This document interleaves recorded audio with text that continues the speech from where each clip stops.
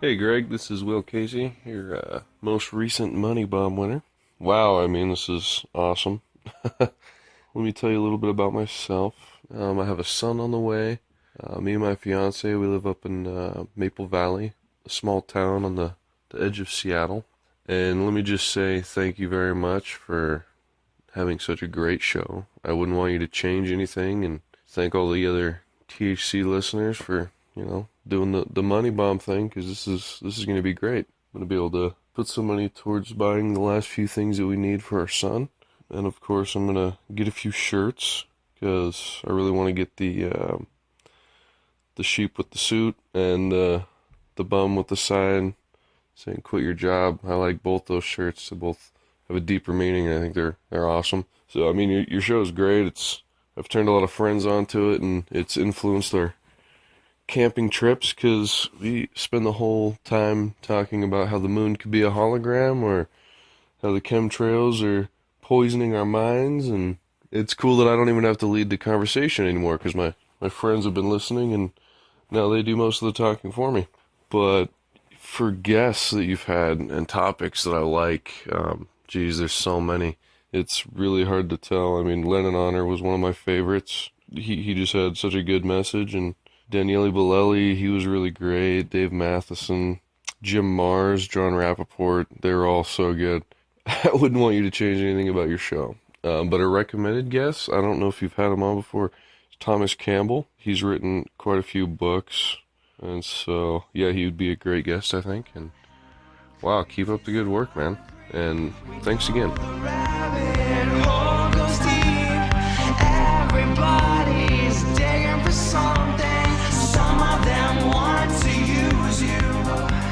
Some of them want to get used by you. Some of them want to abuse you.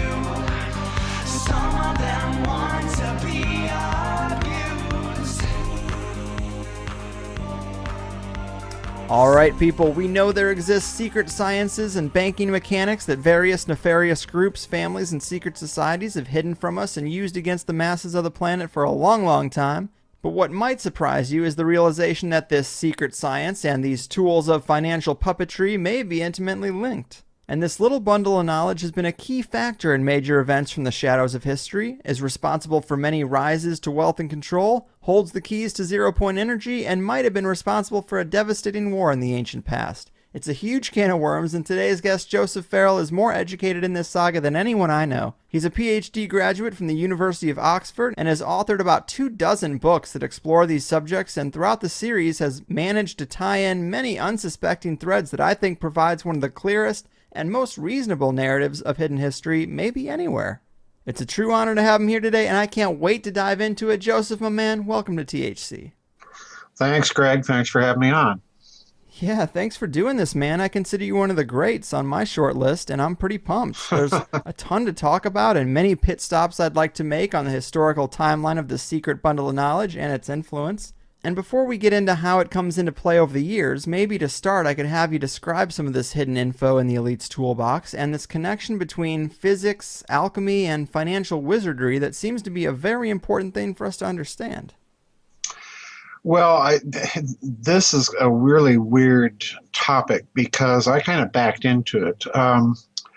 I started researching for Babylon's Banksters about 3 years before I actually wrote the book. I usually write books kind of, when you see a book, I've usually been researching on it for a couple of years at least before the book actually comes out. And with Babylon's Banksters, I ran into something very, very unusual, and it kind of, well, many things very unusual, but the one thing in particular that really grabbed my attention was back during the Great Depression. President Herbert Hoover, who, has gone down in history as probably one of the most hated presidents in American history. Hoover had a kind of a typical laissez-faire attitude toward what government should and should not do in economic crises. And so he kind of, just let things go where they may. But one of the most interesting things that he did do that is almost completely unknown is he appointed a man, an economist in the Commerce Department by the name of Dewey, Dewey. This is no relation to John Dewey or anybody like that, but this Edward Dewey was an economist in the Commerce Department, and Hoover tasked him with finding out why we always seem to have these cycles of booms and busts. Mm-hmm. And there were no really good economic reasons, as far as Hoover was concerned, why we kept having these things. And Dewey, of course, in the Commerce Department, he was just sitting atop this massive mountain of data. And so he started researching these cycles of booms and busts. And very early on, he became aware that biologists were investigating their own cycles. And so he thought, well, gee, this is interesting. Let's look at cycles in general. And Dewey wound up founding a foundation called the Foundation for the Study of Cycles. All right. This is still in existence, and it's located in Albuquerque, New Mexico, and they have quite an interesting database when you look at it, because they study cycles of every imaginable thing that you can conceive of. And Dewey published all of this in a book in the 1950s, the results that he'd amassed up to that point, called The Study of Cycles, the Science of Prediction, the Study of Cycles. And in it, he points out that almost any human economic activity has its cycles and waves, long waveforms that last years, be it in the production of pig iron, whatever sort of economic activity you can look at, there are present within it these very long cycles. And I was amazed at this, because Dewey then goes on to propose the idea that somehow these cycles, economic cycles, are related with other cycles. And with that, I thought, aha, right here we have the beginnings, perhaps, of a scientific basis for the study of astrology. Yes. Okay, yeah. So let's go back and look at what the claims for astrology are back in ancient Mesopotamia and in ancient Egypt, and then go back to Dewey for a moment.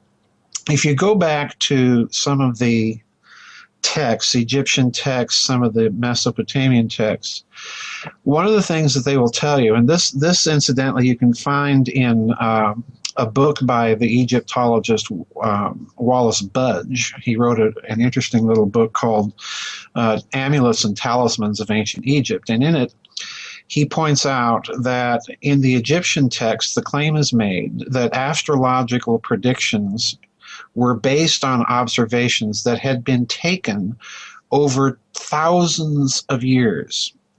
And the same claim is made in Babylon. And let's go further. When we look at ancient astrology, we've got to understand one key difference between it and modern astrology. The kind of astrology you get in the grocery store aisles when you see those little books of sun signs, Right, and so on and so forth. Well, ancient astrology was concerned primarily with aggregate prediction. In other words, it wasn't predicting so much any particular individual person's future, but rather it was predicting the future of the king. In other words, it was predicting the future of a nation state or a city state or what have you. Gotcha. So there's this key difference, but the claim is made that, they were basing all of this on observations made over thousands of years. So in other words, the claim is made that this is a science, not a pseudoscience. So let's go back to Dewey. I'm looking at all these cycles and looking at all of his explanations of them and his attempt to find a sort of grand unified theory of cycles. And I'm thinking that this is the beginnings of a modern reconstruction, perhaps, of some sort of scientific basis to the phenomenon of cycles, including astrological cycles, and incidentally, the Foundation for the Study of Cycles investigated things like that. So then I thought, okay, if this is the case, then we should have at some point a connection between the high financial power, both in ancient times and modern, and this study of the science of cycles. Right. And sure enough, when you look very closely at the Foundation for the Study of Cycles, you'll see present occasionally papers presented by members of big banks. I ran across one, for example, that I mentioned in Babylon's Banksters, that was prepared by an economist working for Mitsubishi Bank, which is not exactly a small little mom and pop bank down the corner, So Right. the financial interest is definitely there. And if you go back and you look at ancient times, one of the most interesting things that pops out is not only do you find temples aligned astrologically and so on, but you also find an alliance of the high financial power. The reason being that the temples had the moral probity, so they thought, so people thought, to be involved with currency, to be involved with, exchanging coins from one nation or king to another. So in other words, there's always been this deep connection between what I'm calling the high financial power and the high physics, if you will, or metaphysics power represented by religion back then. And this is, I've got to tell you, when I made that connection, a lot of things became clear, because if you look at history since then, you seem to find, no matter at what point of history you turn to, this alliance between bankers and esoteric sciences like astrology. And in more recent times, you certainly have this alliance between bankers and high physics projects. I mean, you only need to think of J.P. Morgan and Nikola Tesla, for example. Right. So, this is a persisting pattern. And I'm actually writing a book right now where you find the pattern yet again in a very weird place. But, it's there throughout history. That's basically the bottom line. Yeah, man, that is a great introduction to it, and it is one of the things that I think is the most intriguing about your work and really all of this alternative conspiracy culture, really. And, something, when I heard you talk about it before, you mentioned that from the physics perspective, it seems like they are viewing time-space as a creative medium. Right. And fractional reserve banking is kind of a black magic version of negative creation. Can you elaborate on that a little bit? Sure. I talk a lot in my books about a phenomenon that I call the topological metaphor of the medium. And I have to set this up rather carefully. And any attempt to do so in a few minutes on a radio show is really not going to do it justice. But if we go back to ancient times and look at how they understood God and creation, and this would be true from the Hindus in India to the Neoplatonists, in the Eastern Mediterranean, to the Mayans in Mesoamerica, and so on. They all state that the world that we see, the world that we exist in, and our own existence, all descend from an initial undifferentiated primordial nothing. Okay, and when I say nothing, I mean nothing. There's no human attribute that you can use to talk about it univocally. So not even the word existence can you apply to it univocally in the same breath and in the same way as you would apply to everyday existence. Mm-hmm. Now, this undifferentiated nothing, let's play a mathematical thought game. Let's imagine a function that allows you to somehow differentiate within that nothing. So once you do that, what do you have? Well, you actually have now three nothings. They're still nothing, but at least they're differentiated nothing. And the reason you have three is you've now made a distinction between one region of it and another. This is why I call it the topological metaphor of the medium. Okay. So you've got two regions, and then you've got a common surface, all right, between the two. So you've actually got three nothings. They're all still nothing. They're all still infinite. But now there's been information added to the system, all right?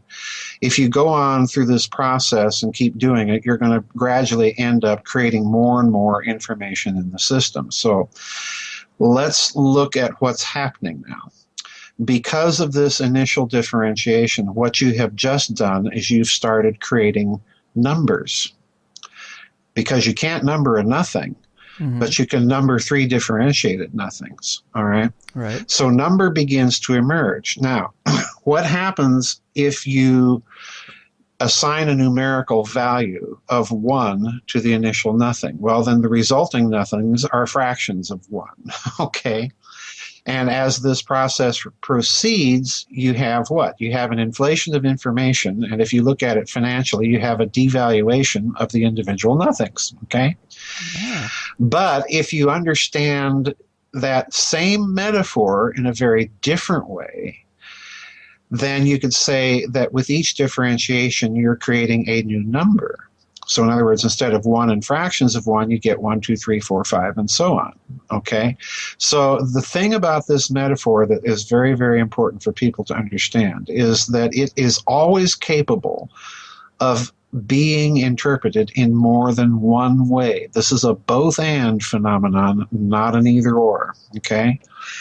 But if you now look at the fractional part of it, and particularly the way that the Hindus begin to understand the metaphor, what they begin to say is that everybody or everything that comes into existence owes its existence. Please note the financial term again, the terms of debt to what has preceded them.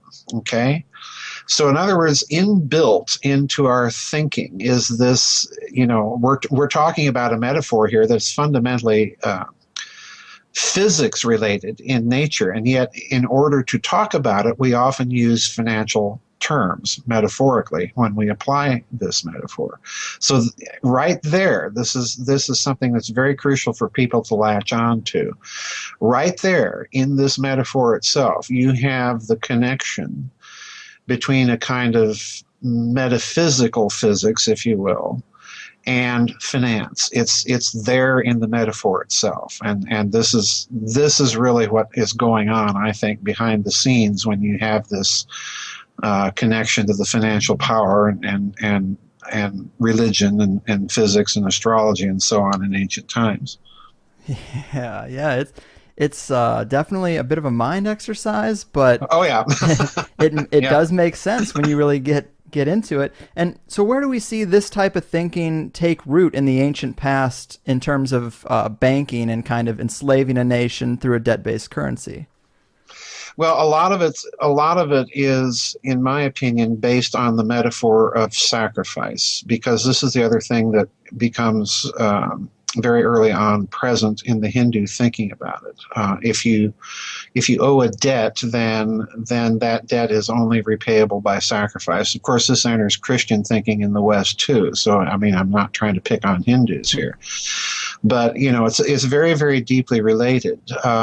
But if you look at the other way of looking at the metaphor with the creation of information rather than the fractionalization of it, if you look at it that way, then when you encounter systems like that, very, very seldom do they talk about debt or sacrifice.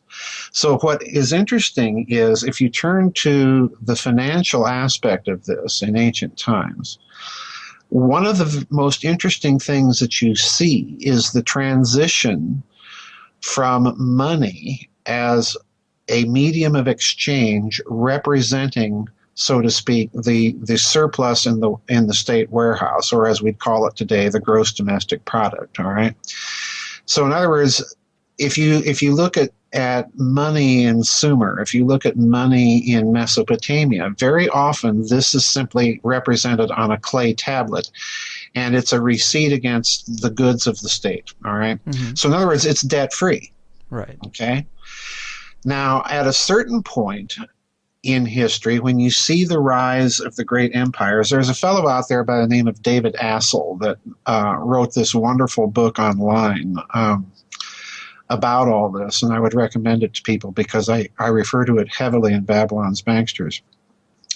What you see arise with the great empires is the transition of money from receipts issued on the state warehouse, so to speak, or the gross domestic product, as we would call it, to a system of money that is able to be exchanged in international trade. In other words, you can have your Sumerian clay tablets all you want, but they're not going to buy you much in India. Okay, so you have to have a medium of exchange that's valuable internationally in India, and that's of course bullion. But the problem with bullion back then is it takes a great deal to mine. And in the process of mining, the value of the bullion does not come up to the value of the cost of mining it. Okay, so what happens is you have the creation of what one scholar, another good book for people to refer to would be David Graeber, and it's a wonderful book called Debt: The First 5,000 Years. I refer to that book a great deal in Babylon's in Financial Vipers of Venice. It's a wonderful book. In that book, what Graeber describes is as you create these big empires, you're going to have to be able to pay the soldiers with money that's spendable in all the areas that they conquer. So that's bullion. So what you do is you enter the slavery coinage military complex, okay? Well said. Which becomes a vicious circle, because you have to have the military to conquer the slaves, to mine the bullion, to pay the military. Okay? So in other words, what bullion begins to do is, first of all, it begins to supplant these receipts on state warehouses, all right?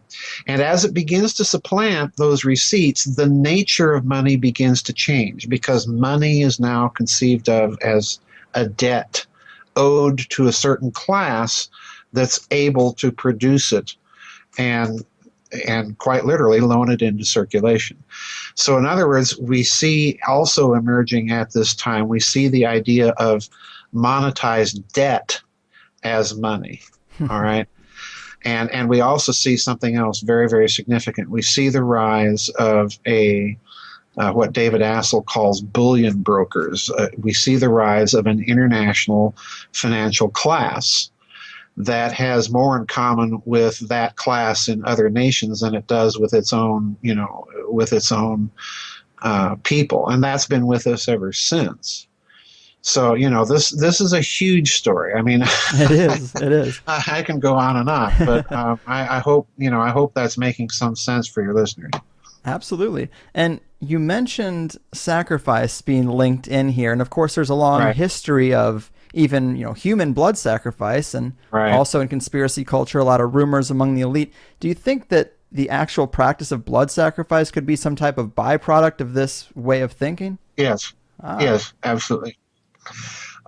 What happens in Hindu thinking is that initial nothing that then undergoes differentiation is viewed also. We have to understand how deeply this metaphor pervades ancient cultures and their thinking, because this physical medium that they're looking at, this is also the macrocosm of which man is the microcosm. So in other words, a human being represents in their very existence the whole universe.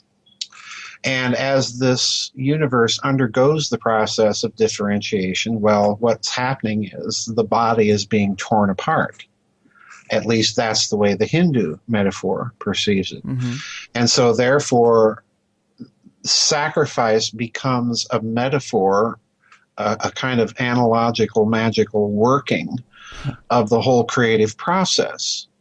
So in other words, to tap into the cosmological process as far as this thinking goes, you have to perform sacrifice.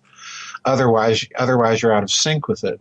I like to say, I like to put it this way in some cases, that what they're attempting to do is they're attempting to, so to speak, shock the physical medium by this act of analogical magic, or to put it in much more familiar terms, they're trying to appease God or appease the gods, so that, you know, they will have continual blessings bestowed. And of course, this really reaches the pitch of complete slaughter in Mesoamerica with the Mayans and the Aztecs, and it's very interesting. I have a book called Grid of the Gods, where I talk about the whole idea of sacrifice in that culture and then compare it to the underlying logic of sacrifice within Western Christianity. And please note I said Western Christianity, not Eastern Christianity. There is a difference. In the Mayan text, it's very interesting to read that their supreme god, their wisdom giver, their civilization giver, Quetzalcoatl and Kukulkan and so on, did not approve of any blood sacrifice, human or otherwise. And that the rise of bloody sacrifices is ascribed to the working of sorcerers. Oh, wow. And one of the sorcerers' names happens to be a fellow by the name of Yaatl. Wow. Yeah, wow. You know, there's that root word "ya" that makes that makes one wonder. So yeah, there's this pervasive idea that sacrifice somehow shocks the medium or gives you some sort of power over it to manipulate it. And it's a very, very ancient thing, but we have to remember that in some cultures it is not the most ancient system, and that's even true in Hinduism. This is one of the reasons that Buddha objected so much to Brahmanism, is this whole idea of bloody sacrifice. So it's tied intimately to this metaphor, because if you look at that fractional system, as value decreases, the debt owed always increases. So in other words, in this metaphor is also tied up the idea of primordial debt. And so you see the idea of primordial debt entering the picture from, you know, Hinduism all the way to Western Christianity with Anselm of Canterbury. So it's a very, very huge story. I mean, you know, I certainly don't think I've exhausted it No. by any means. Those right there are some great bullet points for sure. And the point you made about the Mayans is really interesting with the phonetic sound of Yahweh, because there are definitely researchers who try to make this case that when you look at groups who held this knowledge, the Knights Templar, ancient priesthoods, secret societies, we see a lot of ritual and occult practice in general, and the connection some try to make is that this information is somehow extracted through making contact with some type of multidimensional or spiritual entity. Do you put any stock in that? Well, I certainly don't object to the idea. You know, I have no philosophical objection to the idea that there are higher dimensional entities, angels, demons, or whatever you wish to call them. But I don't think it's necessary to go to the idea of getting these ideas from contact with any of those entities. Fair. I certainly don't rule it out of the case. But what I really am trying to show in my books that talk about this metaphor, and in effect all of them do in some form or fashion, what is clear to me is that this metaphor, if you want to think about the metaphor, you have to think about it in highly mathematical terms. In other words, the metaphor can be, and I've tried to do it in my books, can be symbolized or notated mathematically. It's when you put over the metaphor, the mathematical symbols can stand for things like primordial debt, or things like fecundity of creation, or fractionalization of information, or what have you. In other words, the metaphysical systems of philosophy and religion are kind of what remote viewers would call analytical overlay to the metaphor, but they're not the metaphor itself. Right. In one of my books, have a little book called Talk Radio for the Eyes, Transhumanism and Dialogue, that I wrote with my co-author, Scott DeHart. And in that book, we point out that three of the world's most famous, most well-known mathematicians all say something very unusual. The first one is René Descartes. And I'm paraphrasing here a bit because I don't have the book sitting right in front of me. But Descartes states, just a short little paragraph, that in his study of the ancients, the ancient mathematicians, he's come to the conclusion that they had a form of analysis which they used to solve all their problems, but which is lost to us now. And moreover, he thinks they deliberately suppressed it. Well, this is the guy that invented analytical geometry. Wow. So he's not a slouch. And then you look at Newton, and he says pretty much the same thing. Well, I've been reading these ancient mathematicians, and it looks to me like they had some form of analysis that they have carefully disguised or that has been suppressed or otherwise lost. And again, this is one of the inventors of the differential and integral calculus. Okay. Right. So then you turn to Leibniz, who's probably, the maddest of those three mad geniuses and probably also the most brilliant of the three. And again, and in Leibniz, it's even more detailed. He not only thinks that there's a lost form of analysis that the ancients knew, but that it was capable of mathematical notation and these are his own words, by a certain imitation of calculation that had nothing to do with numbers, you could solve all problems. And he goes even further and he says, well, I think I found some outlines of it. So in other words, I think what these three men discovered as they were, ransacking ancient mathematicians and philosophical texts is I think they've run into this phenomenon that I'm calling the topological metaphor of the medium. And they were trying to, as I've been trying to do, they were trying to notate it. So yeah, I think rather than going to having direct contact with angels or demons, I think really all you need is a certain way of looking at ancient texts and, so to speak, reading behind the language to discover the pure abstract concepts and structure and functionalities at work. And that basically I'm calling the topological metaphor.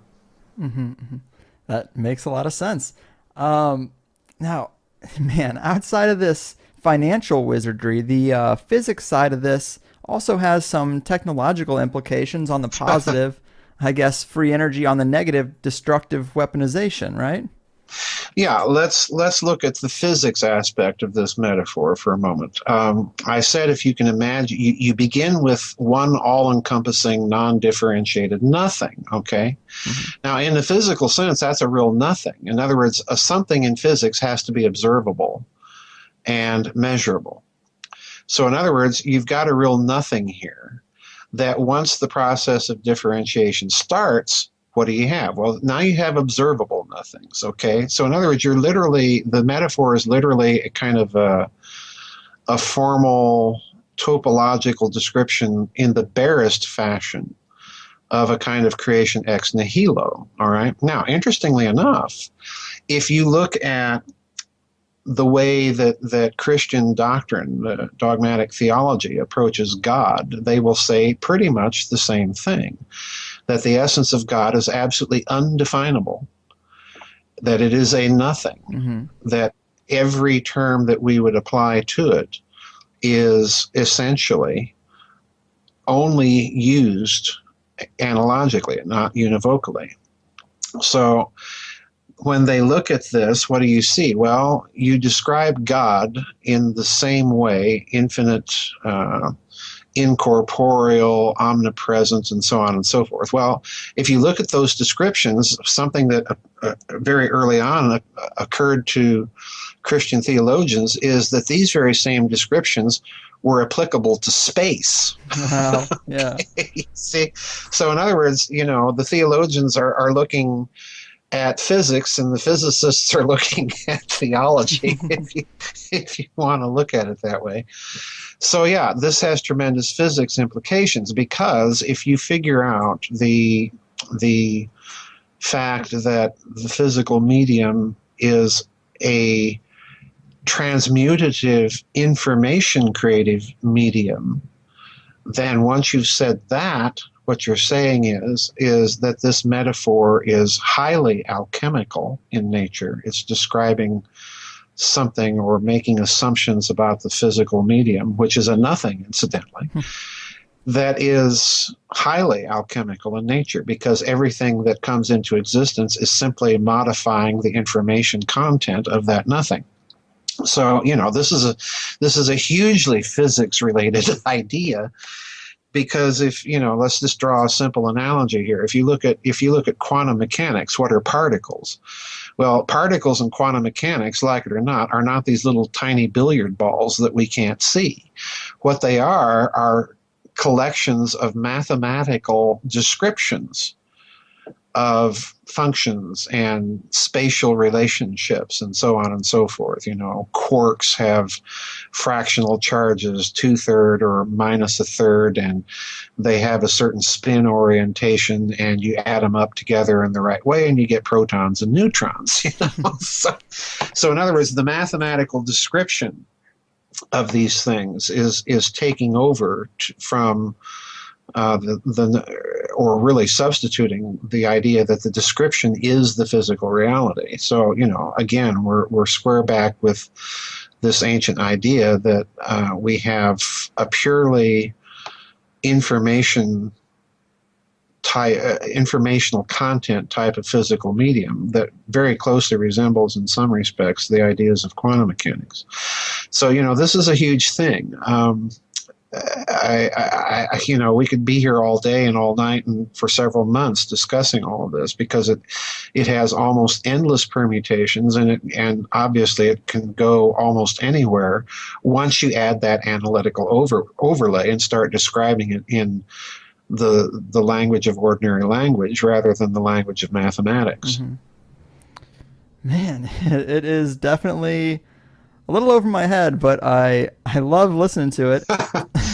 Well, it's over everybody's head. Don't assume that my head is adequate to the task.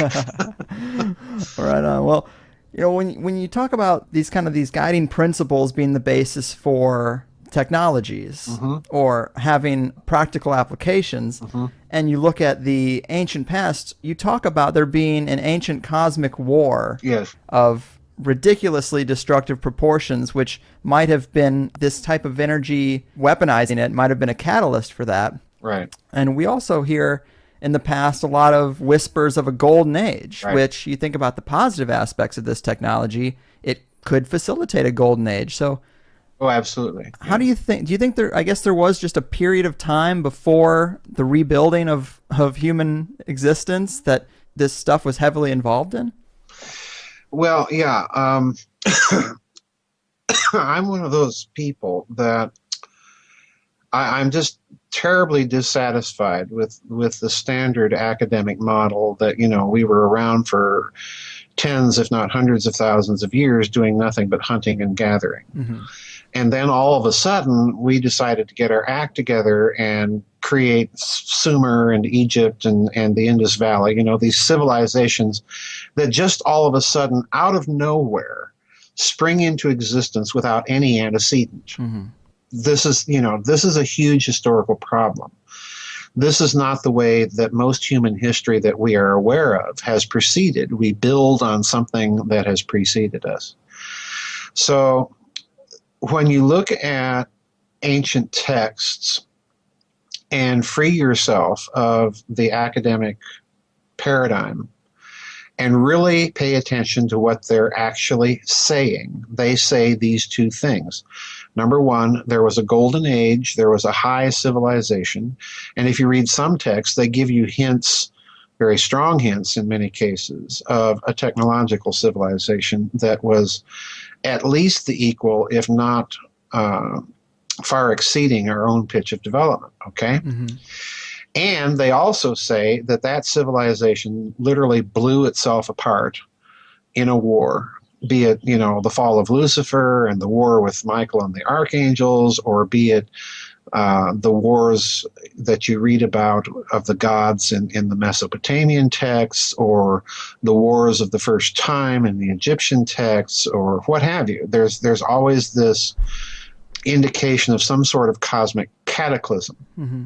And what I discovered is I'm not alone in this by any stretch of the imagination, so I'm not trying to say I discovered this, but what I discovered when I read the Mesopotamian text in particular is that if you allow yourself to be freed of those academic prejudices and read about these wars, these are not metaphors. This is my other big beef with the alternative community. They want to see these wars as metaphors of planetary collisions and electric universes and electrodynamic solar systems and what have you, which may be true, but this is not the way the ancients wrote. The ancients wrote in a very deliberately multi-layered way.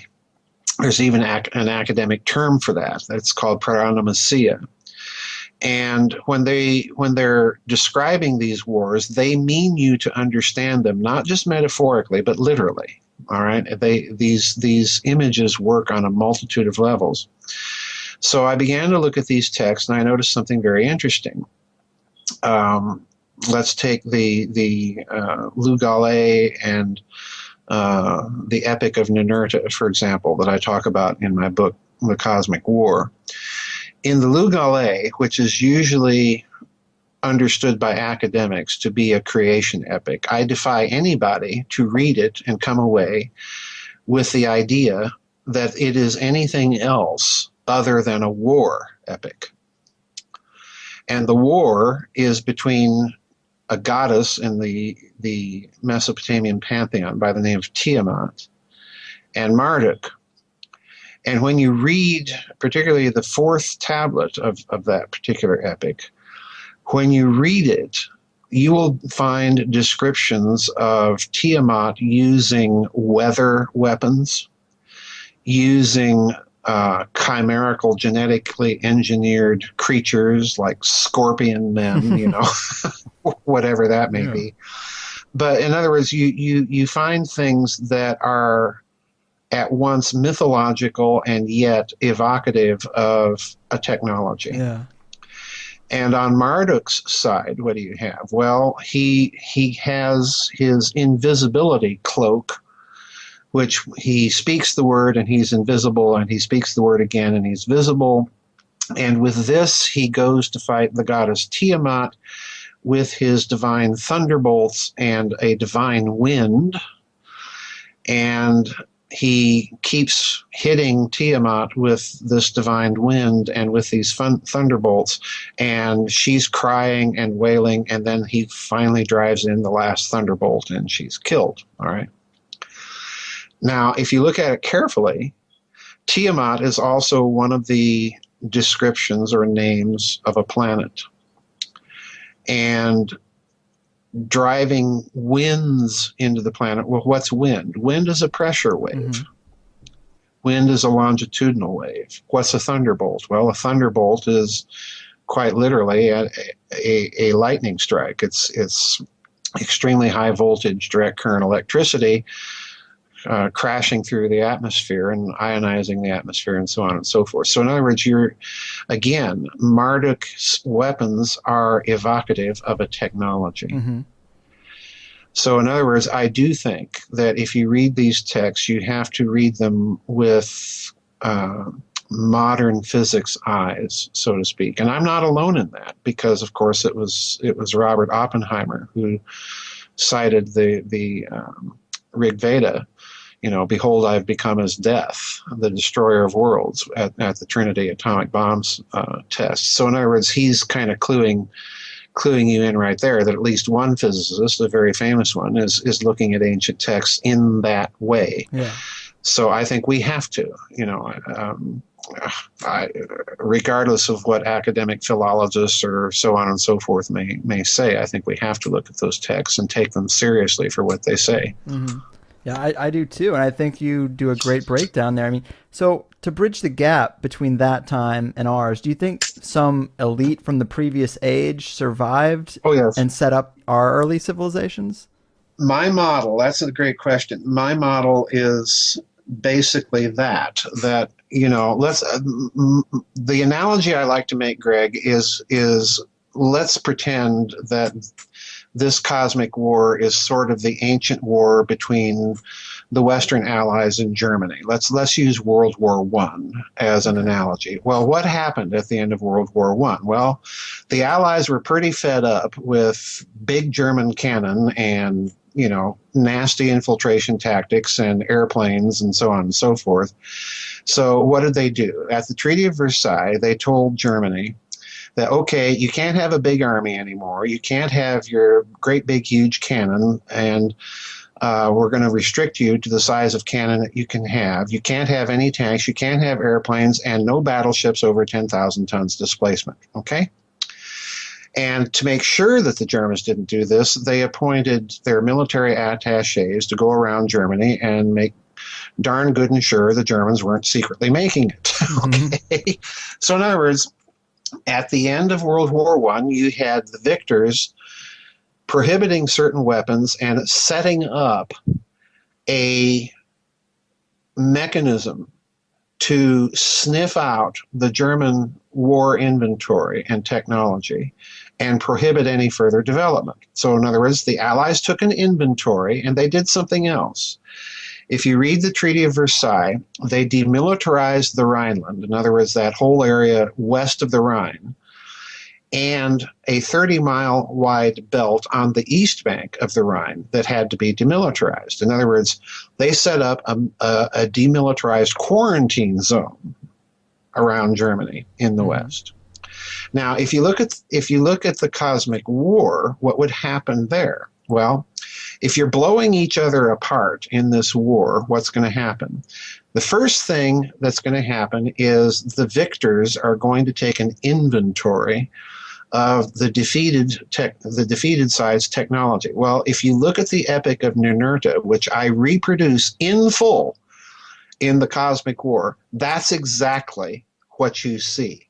In fact, if you read that so-called epic, you're going to be scratching your head, because if this is an epic, then it's one of the poorest written epics ever to have been composed, because it's like reading the index to a Sears catalog.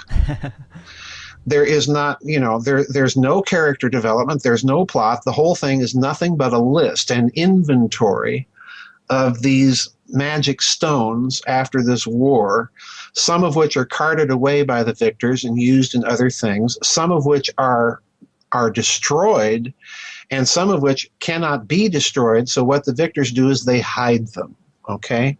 So in other words, you've got an elite that was set up after this war that was tasked with the cataloging and inventorying and destruction of some of these technologies, exactly as what we see in World War I. Yes. The other thing that you would do is, if you've really blown yourselves apart, you're going to create elites whose job it is to preserve as much of the knowledge of those civilizations as possible, pass them down, and begin the process of reconstruction.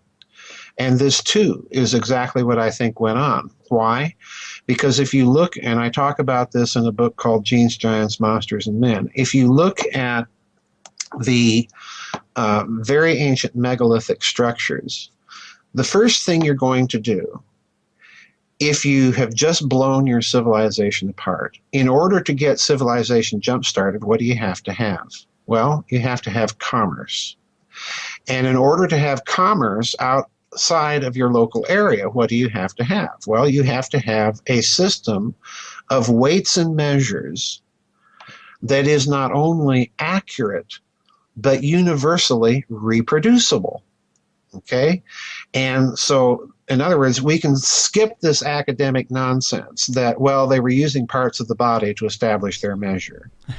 This is total nonsense, because if you're going to have an accurate system of weights and measures, which you need for any form of trade, the only way to have an accurate system of weights and measures is geodetic measures, geodetically based measures on the properties of the Earth itself, or astronomically based measures on the properties of the heavens that you can measure and reproduce. And this is what we see going on in these megalithic monuments. They're establishing systems of weights and measures. So in other words, yeah, you see clearly the action of these post-war elites when everything's been blown to hell, because what are they doing? Well, they're trying to reconstruct as quickly as they can all over the world a system of if you will, observatories that can reestablish these weights and measures. Wow. So, it's a huge, huge thing. And, it's entirely consistent with the pattern of a civilization that's just blown itself apart. Totally, totally. And I mean, I guess if you're dealing with such destructive power and you're coming out of that, barely, one of the few survivors, I mean, not to seem like a sympathizer for the shadowy puppet masters, but there's a lot of incentive to keep the secret other than just greed and widespread money magic. Absolutely, absolutely. And this is the other thing people have to understand. Let's say the United States and the Soviet Union actually did have a thermonuclear war and blew each other and most of the planet apart. Well, any survivors are going to be put in the position, that we've all of a sudden lost a hugely developed modern civilization, and we're going to want to preserve as much of that knowledge as we can. We're going to want to hand it down in some way that the signal, the knowledge of that civilization won't be lost in the noise. And we're also going to be probably put in the position where we're going to have to cooperate with the people that we just fought. So in other words, I think also that these post-cosmic war elites, if you will, were both the good elite and the bad elite, but for quite a long time, and under certain circumstances, they ally with each other just in order to get things going again. It's rather like, Germany and Russia after World War I. The Russians surrendered and then later the Germans surrendered. So having just been enemies, what are they going to do? Well, we'll make nice for a while, so that we can both rebuild our defenses so that we can fight each other again. Right, and the cycle continues. The cycle continues. So to throw in a quick, more modern example of this weaponized tech, something that I've heard you talk about, I thought it was a really interesting analysis of what might have happened, but many people know about the mysterious Tunguska explosion. Right. But you've made the case that this could have been Tesla experimenting with the dark side of that energy. We know he was working on free energy, or so we're told, but this could be that other side. Well, I first of all don't like the idea or the phrase free energy. I prefer, 0-point energy or vacuum flux energy or whatever you want to call it. It's free in the sense that it's out there, it surrounds us. I mean, even the energy put out by the sun is free in that sense, and we could tap into it. But I'm not the only, nor even the first one that has offered the suggestion that Tesla may have something to do with Tunguska. There have certainly been others. What the other people that I've noticed that advance this hypothesis don't do is they don't point out that Tesla, after J.P. Morgan shut down his wireless transmission of power project on Long Island, what they don't do is they don't point out that Tesla then wrote a series of articles for the New York Times that were very bizarre. And in these articles, he suggested that this system of power could also be weaponized, and that it would be capable of tremendous regional devastation if handled in a certain way. And from those comments, I hypothesized that maybe he at some point, unbeknownst to his own laboratory assistants and Morgan, have turned that thing on and conducted experiments, and perhaps the experiments went wrong, which, in Tesla's case are very unlikely, or that he simply decided, well, I'm going to target some wilderness region and, see if this is really true, if I can really do this. So, I think it's at least a possibility that he might have done that. Yeah, I think that is probably the best explanation for what that event could have been, and the best visualization for the destructive power of this secret physics. So I find that really interesting. Oh, yeah.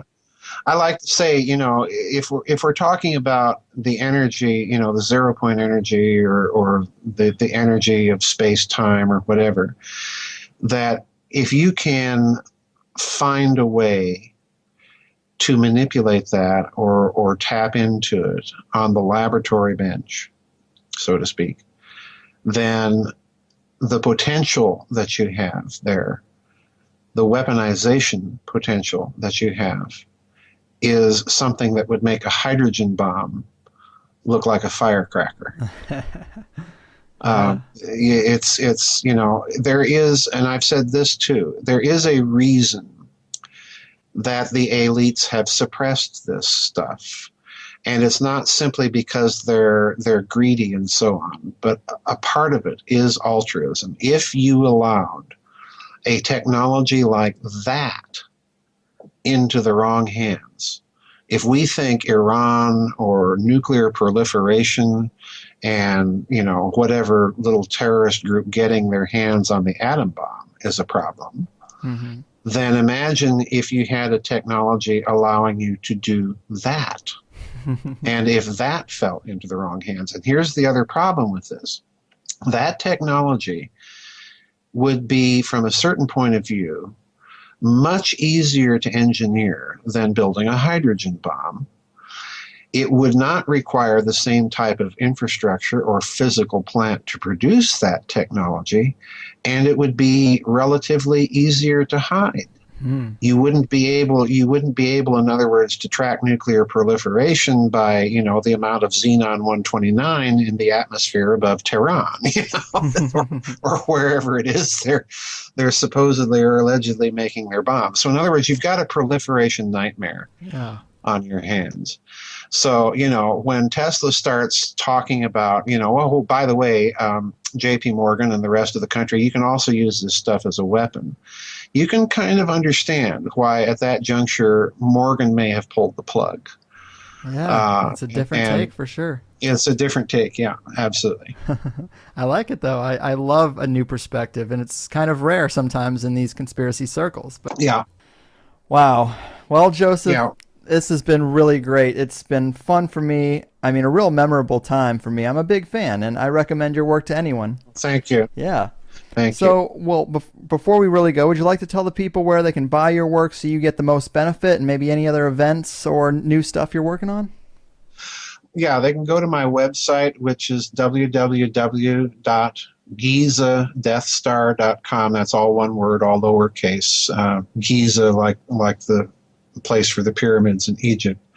I do have a web store there that they can order all my books. The books do come from Amazon, but if they order off my website, I get a few extra penalties, a few extra pennies in royalties as kind of advertising fee for Amazon. So, if you're going to order my books, please order them off the website rather than directly from Amazon.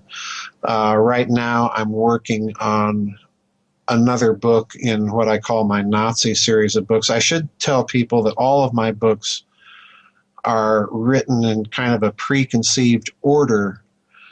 They all dovetail into each other. You can read them in any order you want. You don't have to read them in the order that they're published in, but they are conceived in a kind of a deliberately preconceived order. And within that whole series of books, I have kind of sub-series of books.